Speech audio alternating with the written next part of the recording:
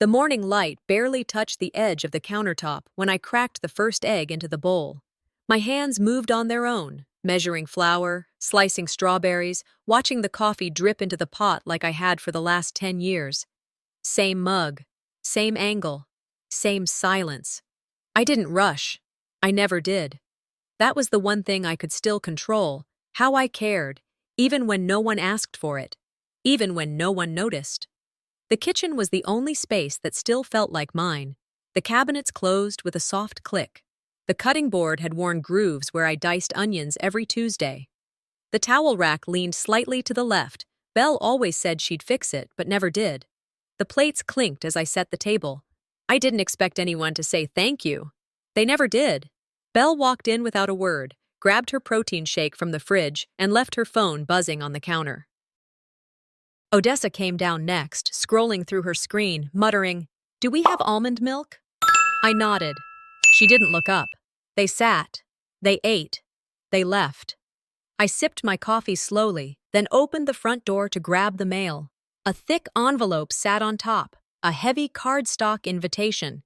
Join us in celebrating 10 years of love, hosted by Bell Family. Not even my name. Not even once. I smoothed the card and pinned it on the fridge with a ceramic magnet Odessa made in preschool. Then I turned back to the pantry and started planning the menu. 10 years of meals. Not one thank you, but I still cooked. There were the ribs I marinated until 3 in the morning because Belle had big clients over. The homemade soup I brought to her bedside when she had the flu and still complained it was too bland. The Thanksgiving turkey that came out dry because the oven timer failed, and she talked about it for 3 years like it was a public scandal. Too salty. Did you buy this? Don't make that again. I remembered a quote I'd once read on the back of a diner napkin. Silence isn't empty. It's full of answers. I used to believe hard work spoke for itself, that consistency would be enough, that the invisible would become visible if I just stayed long enough. But some people, they don't see value in what's given freely every day. They only notice when it stops. Later that afternoon, I sat down with a fresh set of linen napkins. For the anniversary dinner, I wanted something simple but personal. I stitched little leaves at the corner of each one: Belle, Odessa, Robbie. I paused at the fourth. Just as I reached for the thread, Belle walked in. "You don't need one," she said. "You're always here." I folded the unfinished napkin and tucked it under the stack. Didn't say a word. Didn't let my face move. Always here, but never really seen. The next day, I overheard Robbie on speakerphone with Marie. "She runs a company and still keeps the house pristine," she said. Belle chimed in, "Yeah, not everyone needs to be reminded to do their part." They weren't talking to me, but they were. I quietly rearranged the grocery list on the fridge, then answered a text from a friend. "Can't wait for the party. Looks amazing." I replied, "It's Belle's show. I'm just the cook." That evening, I tried to show the invitation to Odessa while we stirred pasta sauce together. "Did you see this?" I asked.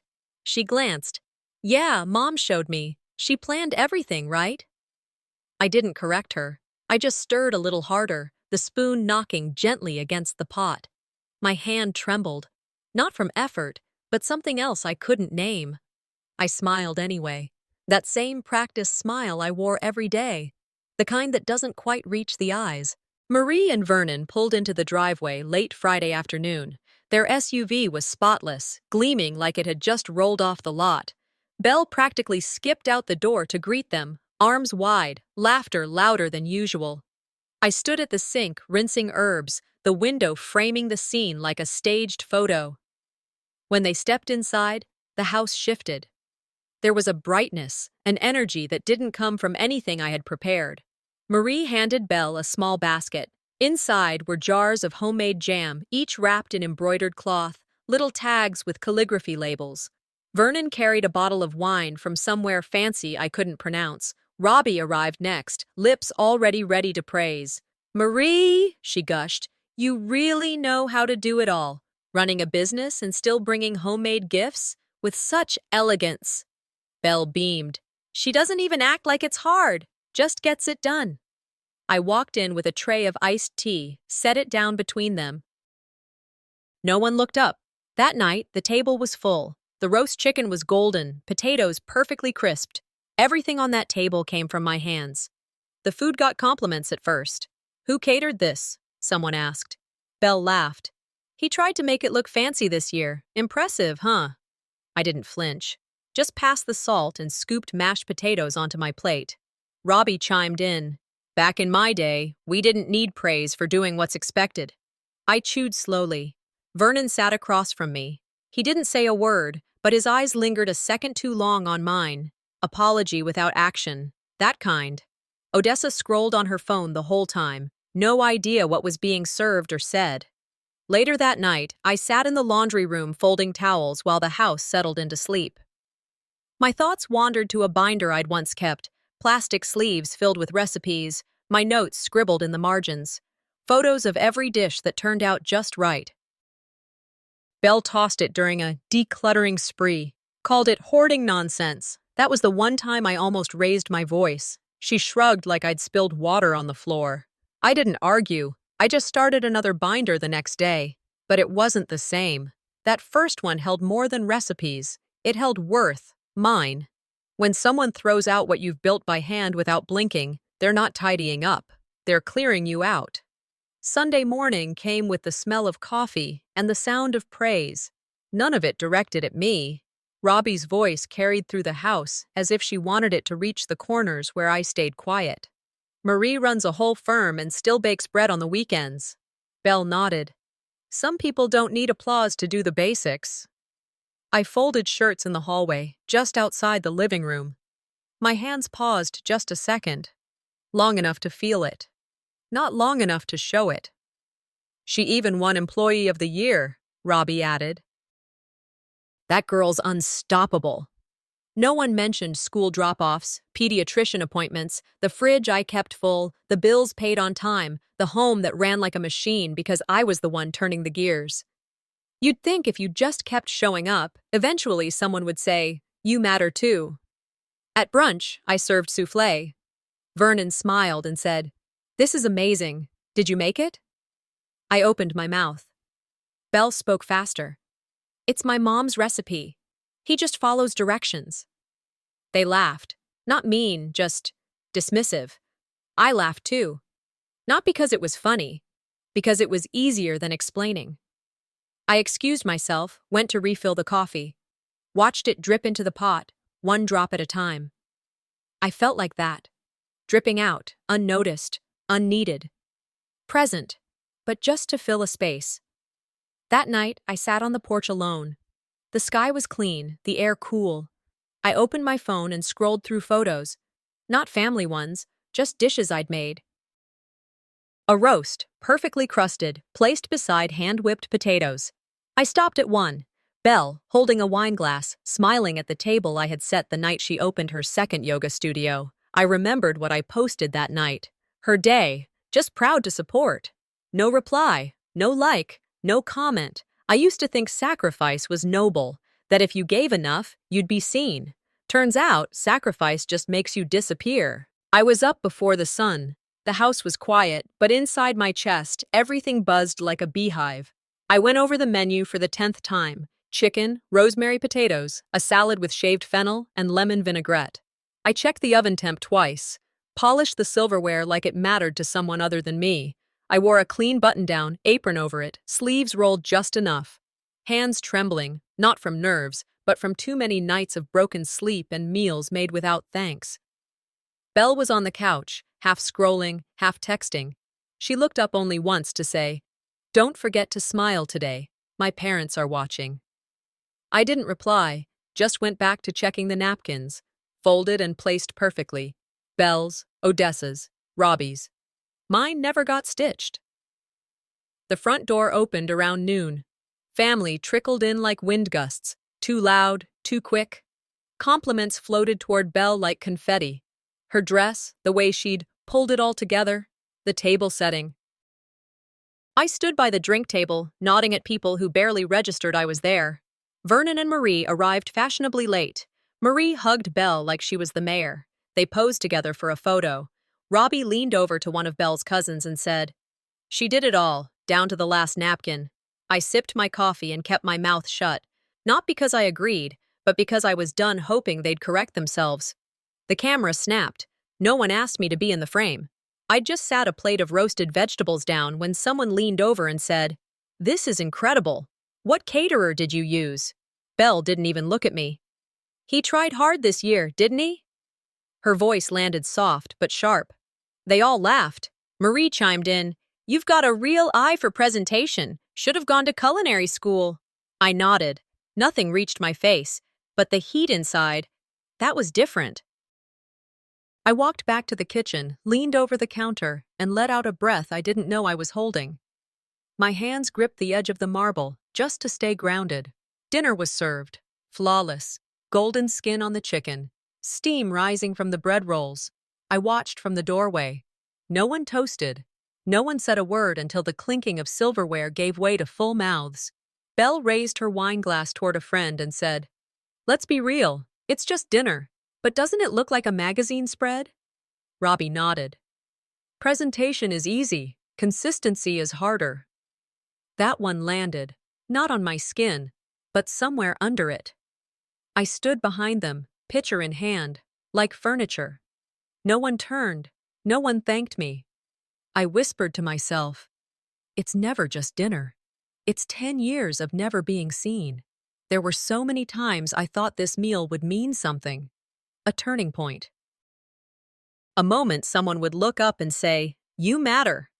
I remembered ironing napkins at 1 a.m., tasting and retasting vinaigrettes like a scientist. I remembered Belle telling me, "Make it impressive. My family's watching." Now I knew what that meant. Not a compliment, a performance. For her benefit, I looked around, wine flowed, laughter echoed. Nobody noticed the man who made it possible. I cooked my heart out, and they served it like background noise. I wiped my hands on a cloth and stepped outside. The string lights above the patio flickered softly. I poured myself a glass of wine, sat back, crossed my legs, and stared through the glass at a room full of people who couldn't see me. It wasn't anger that took over. It was something colder, clarity. They wouldn't change. Belle wouldn't change. But I could. I didn't need to make a scene. I didn't need to give a speech. I just needed to stop showing up to prove I existed. Belle's voice carried through the window. "Kim? Can you come cut the cake?" I didn't even turn my head. I sipped the wine, let it settle in my throat, and answered just loud enough, "You handle it." Then I stood up, walked through the back door, and went upstairs. Alone. The kitchen still smelled like garlic and lemon from the night before. Plates were stacked like towers beside the sink, wine stains drying on the cloth napkins. I stood there quietly, rinsing one dish at a time. The house creaked with the weight of everyone sleeping in. Belle finally came down late morning, hair tied up, mascara still smudged. She stretched, glanced at the counter, and said, "Everyone loved it. We made a great impression." "We?" She poured herself black coffee and wandered off like the dishes had washed themselves. Odessa stumbled down a few minutes later, asked for cereal without even a glance at the aftermath of last night's performance. No mention of the food, no comment about the evening, like it had just happened, and now it was gone. That brief flicker of pride I'd felt, gone, too. A couple days later, I was driving Odessa to her piano lesson when she spoke up from the passenger seat, her gaze fixed on her phone. "Uncle Vernon said you used to have a job. Why don't you go back to work?" I didn't look at her, just focused on the road ahead. "Because I chose to be here for the family." She shrugged. "I mean, I think Mom works harder. You just do home stuff." My hands tightened on the wheel. I'd taught her to say please and thank you, to look people in the eye. But I hadn't taught her to see what doesn't shine, what doesn't announce itself. That silence sat with me all the way through the parking lot. Later that week, Belle came home and dropped a flyer on the table. It was from the school, some event, some board meeting for parents. Her name was circled, not mine. I volunteered for the bake sale instead, made mini pies, each hand-wrapped. A few days later, the PTA emailed a thank you note addressed to Belle. I told myself it didn't matter. It was for the kids. Until I saw the printed newsletter. My name wasn't there. You always want credit, Belle muttered when I brought it up. Just do it because it's good. I looked at her then. Really looked. That's what I've done for 10 years. Quiet good. She didn't answer. She didn't have to. She'd already stopped listening. It was that Saturday when I walked into the living room and saw the papers. Robbie, Marie, and Vernon were seated on the couch. Graphs and spreadsheets were spread across the coffee table. Belle glanced up like I'd interrupted a conference call. We didn't think you'd be interested. It's not household related, she said. Robbie barely looked at me. Money talk stresses people who aren't earning it. I stared at the table, then back at them. And yet I budget this house down to the last roll of toilet paper. Vernon coughed. No one laughed. I left the room without another word. I'd always assumed that disrespect came in blows, in raised voices or slammed doors. But it came in murmurs, eye rolls, omissions. It came in being left out of conversations you didn't know you were supposed to be in. They don't take everything from you all at once. It happens in inches. Your say, your weight in the room, your name on the thank you list. And you let it happen because it's subtle, because you don't want to seem petty. But then one day you wake up and realize your presence has been filed under background. So I started keeping a record, not for them, for me. I photographed meals, saved email receipts, took screenshots of calendar invites I never got. I documented grocery runs, doctor appointments, school pickups. I didn't need anyone to believe me. I needed to stop doubting myself. There's a saying, if you're not invited to the table, you're probably on the menu. That night, I lay in bed next to Belle, her breathing steady. She muttered something in her sleep. We nailed that party. I stared at the ceiling. You did, I whispered. I just cooked it. I didn't need revenge. I needed clarity. The days that followed didn't feel like days. They felt like passing shapes, like background noise. I moved through them like I was underwater, cooking, folding laundry, driving Odessa to practice, all on autopilot. Belle threw herself back into the yoga studio relaunch. Her laptop became her second skin, and she spoke to me only when she needed something done. Can you make sure the dry cleaning is ready before Thursday? We're out of almond butter again. That sort of thing. Odessa kept her head in her phone. Homework, TikToks, some half-laughed conversations with friends. I could have walked through the living room wearing a clown suit, and she wouldn't have looked up. At night, I slept on the edge of the bed. My body curled toward the window, just barely on the mattress. I wasn't cold, but I needed the blanket more than it needed me. I was there, fully present. And yet, I felt like wallpaper. One afternoon, while Belle was out, I sent her a message. It wasn't angry. It was honest. I wrote about how I'd been feeling, about how the dinner party, the months before it, the last 10 years had all added up to this quiet ache I carried every day. I said I didn't need applause, just presence, a nod, some recognition. She didn't reply. That night, I saw her post a photo on Instagram. Smiling, all of us in frame, me holding a plate in the background, Belle and Odessa in front, perfectly lit. The caption read, "Family is everything. We're drama-free and thriving." Thousands of hearts, comments pouring in. You're radiant, Belle. What a beautiful family. So lucky to have each other. I stared at it long after she went to bed. I had reached out, and she used that silence to paint a prettier picture. That click I felt inside. That wasn't pain, it was a lock turning. A bolt sliding shut. Earlier that week, I'd embroidered new napkins. Soft white linen, stitched with delicate vines. No names, no flourish, just care. I thought we could use them for a quiet dinner together. No phones, no distractions, just us. She found them while reorganizing the kitchen drawers. Why are these here? She asked, holding them like they were junk mail. We already have napkins. She tossed them into a box marked Goodwill, then slid a pack of bright red paper ones into the drawer. Snowflakes printed across the front. She didn't even notice the stitchwork. It wasn't just cloth she threw away. It was another small piece of me. My mind started fading in and out after that. I'd stare at the coffee brewing and forget if I'd already ground the beans. Burnt toast. Left the garage open all night once. Forgot to pick up milk even though it was circled on the list. Odessa noticed. Are you okay, Dad? I smiled. Just tired. But I wasn't tired. I was starting to believe maybe I really was the problem. That maybe this slow unraveling of my life was my fault. Maybe this is what useless looked like. I started journaling. Not thoughts, not feelings, just timestamps. 7:02 a.m. Fed cat. 8:41 a.m. Emptied dishwasher. 10:23 a.m. Texted Belle. No response. 1:10 p.m. Made lunch. 3:30 p.m. Picked up dry cleaning proof.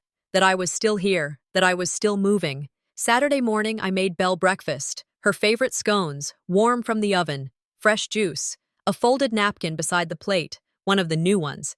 She came downstairs mid-phone call, barely glanced at the table. Can't eat this, she said. Too much sugar. I told you I'm off carbs. She grabbed a protein bar from the pantry and walked out the door without saying another word.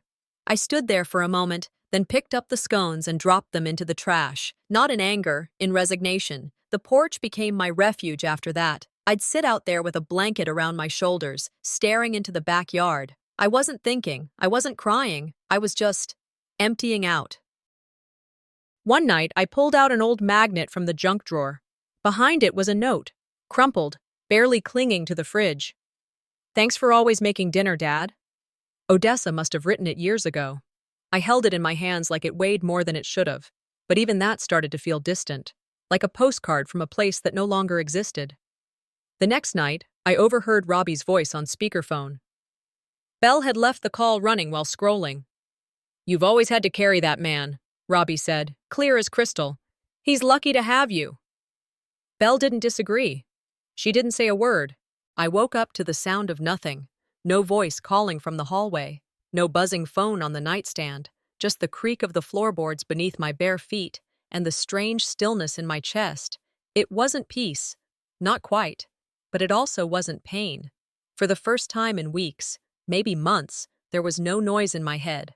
I got dressed slowly, made a list, groceries, staples, and one addition that hadn't appeared on my shopping list in years. A mushroom Belle had reacted to once on a camping trip. Nothing serious, nausea, some cramping.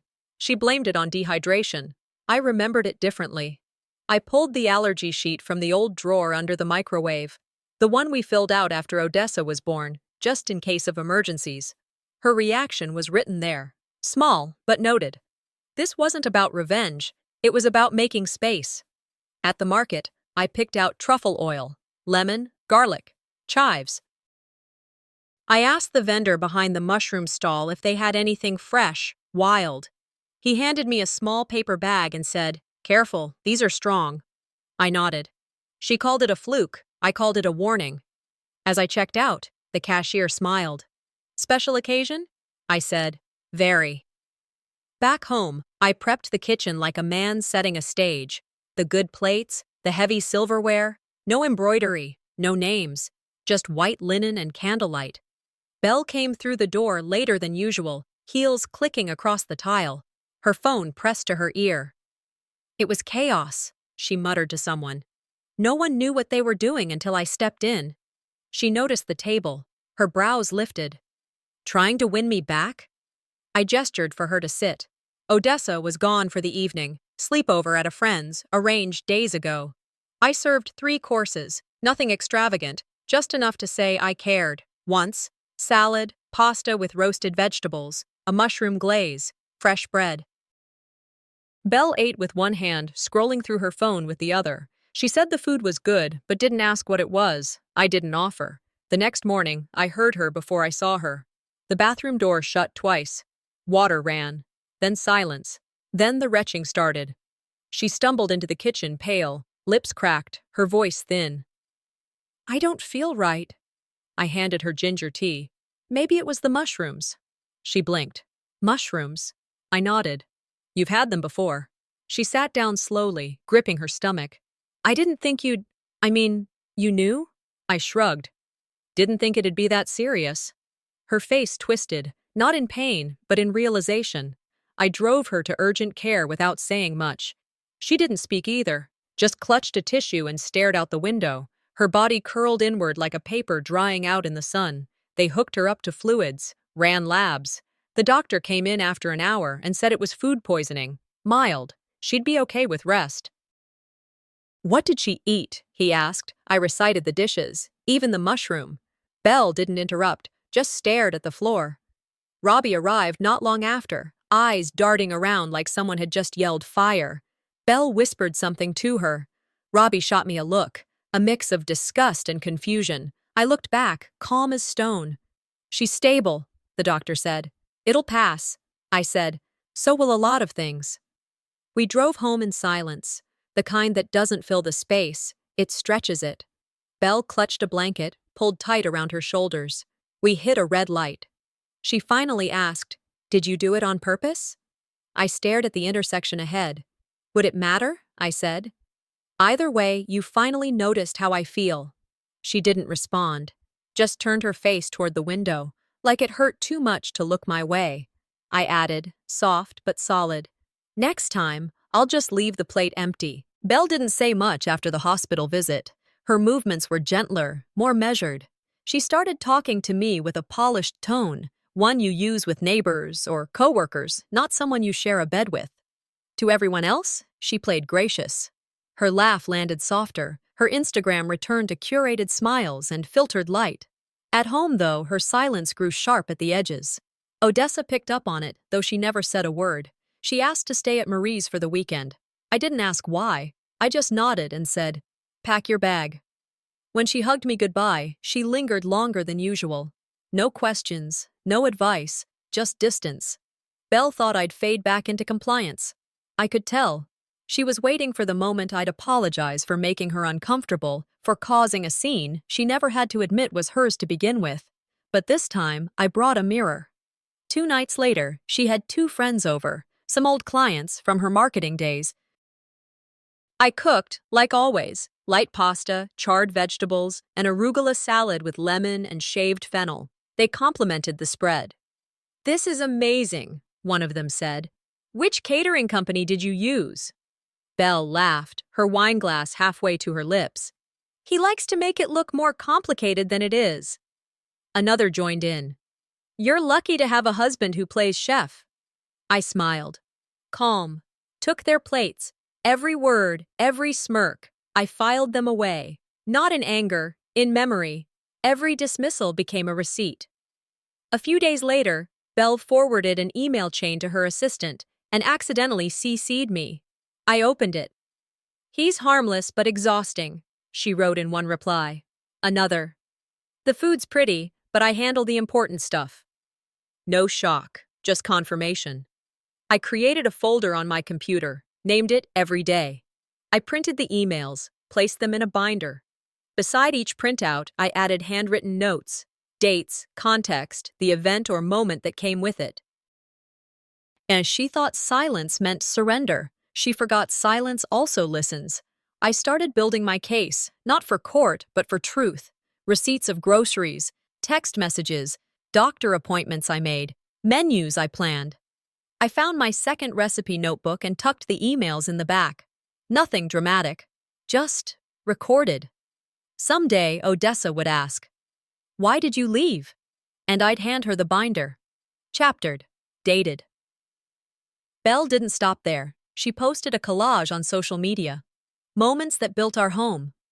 Photos of her and Odessa decorating the tree, her solo at school events, her holding a spatula like she cooked something.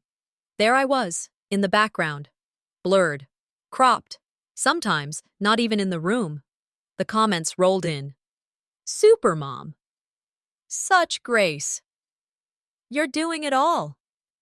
So I reposted one of the original photos, no caption at first, just the full frame, me setting the table in the background, Odessa helping me pour water into glasses. Then I added, "Built by many hands, not just the ones holding the camera." No hashtags, no drama, but people noticed. That evening, Robbie called. Belle answered on speakerphone in the kitchen. "What's going on?" Belle scoffed. "He's acting out, nothing serious." That night, she came to me. "Are you trying to make me look bad?" I dried my hands with the towel, turned slowly. No, I'm letting you speak for yourself.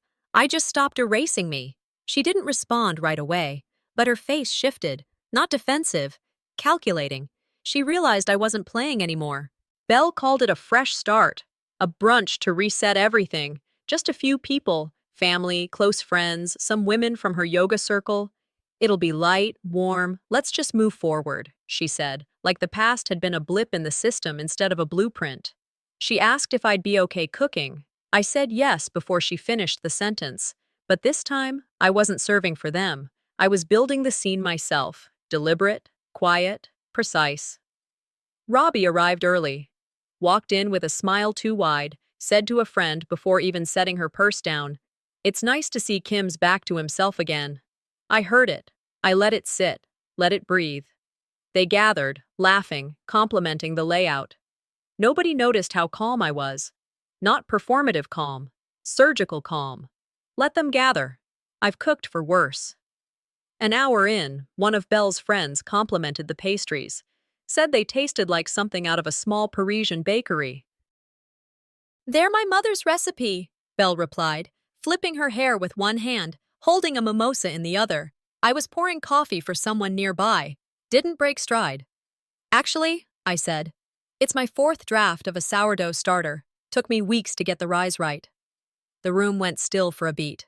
Not awkward, just long enough to register something had shifted. Robbie laughed lightly, trying to bridge it. "Oh, come on, let's not make it about who kneaded the dough." I smiled. "Noted. But facts matter, especially in a room full of memory loss." Belle said nothing, just sipped, kept her eyes down. Later, she raised her glass to lead a toast. To second chances, to family, and to knowing what truly matters. Everyone raised theirs, scattered in nods and mumbles. I raised mine last, looked straight at her. To being visible. Finally. There was a ripple. Awkward laughter, a few glances exchanged. Marie leaned toward Vernon, whispering something. He didn't answer. Odessa came through the back door mid-toast. She stopped cold when she saw the spread, the way the table had been set, the calm in the room, the quiet command in the air. She mouthed, "Did you make all this?" from across the room. I nodded once. They didn't know I'd stopped asking for a seat. I brought the table. A few minutes later, Robbie picked up her napkin, paused, flipped the corner over. "Robbie," it read. She looked around. Marie's said Marie. Belle's said Belle. Odessa's was stitched in silver thread. Then there was mine, bold red. Not just dad, not just husband. It said Kimmel. Robbie smirked. "Well, that's a bit dramatic, isn't it?" I met her gaze. "Some of us had to stitch our way back into existence." She set it down, quieter than she'd picked it up. Belle's phone buzzed on the table. She excused herself to take the call, stepping just into the hallway. But she left the phone unlocked. Lit screen, open messages. A notification popped up. "Coworker. You're incredible. He's lucky to have you quiet." Vernon saw it first, didn't say a word, just turned the phone gently so I could see. I picked it up, walked it into the hallway, and placed it next to Belle's glass. She turned, startled. I didn't raise my voice, didn't say a word, but her face drained as if I had screamed. Robbie saw it.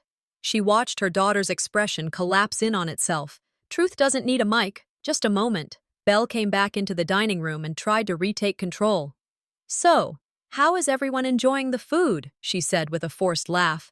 The guests answered politely. But the current in the room had shifted. Everyone could feel it. This wasn't just brunch. This was unraveling. I began clearing plates. Someone said, "You run a beautiful home."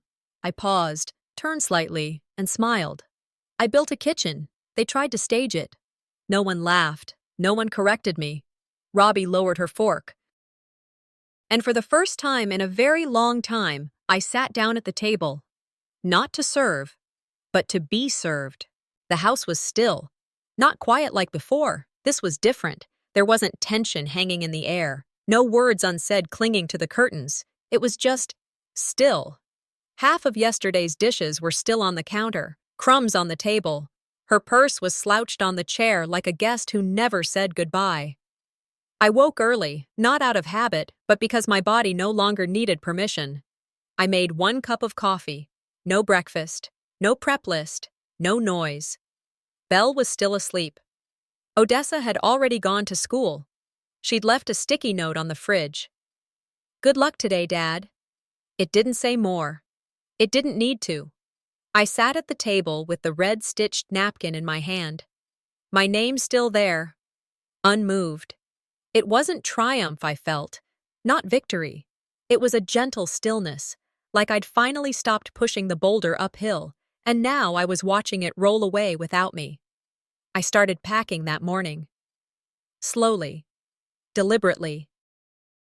Not like I was running from anything, but like I was walking into something that had waited too long to exist. I didn't take much.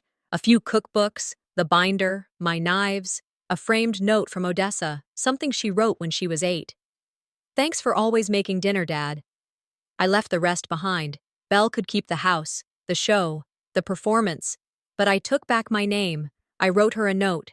Short, not bitter, not emotional, just clear. I cooked for a family.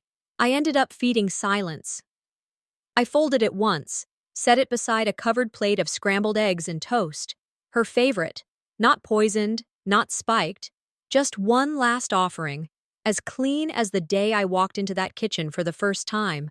I tucked my red napkin under the edge of the plate. No signature, just thread that spoke louder than ink ever could. Leaving wasn't dramatic. Staying had been. That Thursday, I met Odessa at a park near her school. She slid onto the bench next to me with the awkwardness of someone not sure where to begin. We sat in silence for a minute before I asked, "Did you ever wonder why I made dinner every day?" She didn't answer right away, just nodded. I told her the truth. Not the kind you weaponize, the kind you live with. I didn't tear Belle down. I didn't make myself a hero. I just named what was missing, what had hurt, and what couldn't be undone. Odessa didn't apologize, but she listened, and that was enough to start something new. Word got around quickly. He left. He poisoned her. He made it messy. Robbie called once. Her voice was half accusing, half curious. "Why now?" I answered, "Because it's the first time I wasn't hungry for their approval. Let them say what they need to say. I had my own recipe for peace. Let them eat theirs." I moved into a modest apartment not far from the river. 2 bedrooms, small kitchen, open sunlight through the window every morning. It didn't echo like the house used to. I set up the kitchen first. Labels on jars, knives on the wall, wooden spoon in its own drawer. I started a blog. 10 years at the table. Recipes mixed with reflections. People began to comment. Strangers, men, women, adult children. They didn't just thank me for the food, they thanked me for naming what they had never said out loud. At the top of the page, I pinned a quote. "Love doesn't require applause, but survival shouldn't require silence."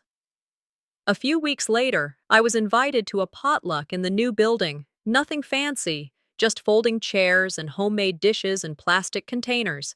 As I stepped inside, someone pointed to the only empty seat, right at the head of the table. "That one's yours," they said. I hesitated. Then I walked over and sat down. Not to be seen, not to serve, just to belong. In my pocket, I carried a folded napkin. No embroidery, no name, just clean, soft linen.